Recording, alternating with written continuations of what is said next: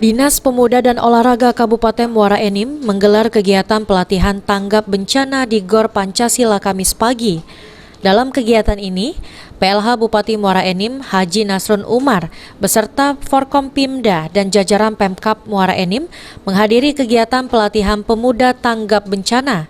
Menurut PLH Bupati Muara Enim, mengapresiasi kegiatan ini dikarenakan Kabupaten Muara Enim teridentifikasi wilayah rawan bencana, sehingga perlu ada persiapan dini menghadapi bencana alam maupun bencana yang lain. Selain itu, PLH Bupati Muara Enim juga berpesan untuk 50 peserta yang mengikuti pelatihan ini agar serius, sehingga ilmu yang didapat dengan mudah diaplikasikan di lapangan nanti. Ini satu kegiatan yang menurut hemat saya sangat positif, karena kabupaten kita Serasan Sekundang ini, Kabupaten Muara Enim ini teridentifikasi sebagai kabupaten yang rawan bencana.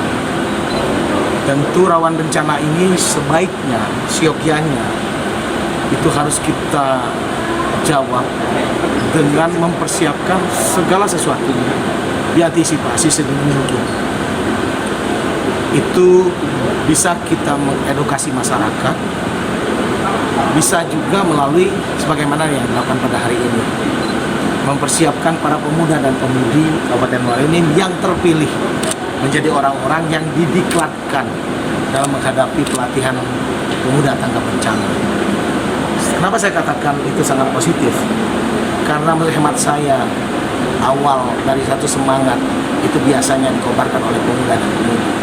Hari ini terbukti Kabupaten Muara Enim, pemuda-pemudinya insya Allah akan menjadi insan-insan yang mengerti bagaimana menghadapi tanggap terhadap rawan bencana Kabupaten Muara Enim.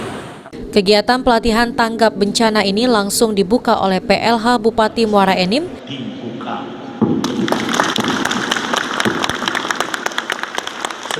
serta ditandai dengan pengalungan ID card ke peserta pelatihan, lalu ditutup dengan stand up komedi dari petugas pemadam kebakaran Kabupaten Muara Enim. Aku takutnya agak uang latihan kamu main-main gitu, apalagi kamu main TikTok, nah bahaya itu. Agak uang lagi nyemprot-nyemprot di api, kamu malah joget-joget kan?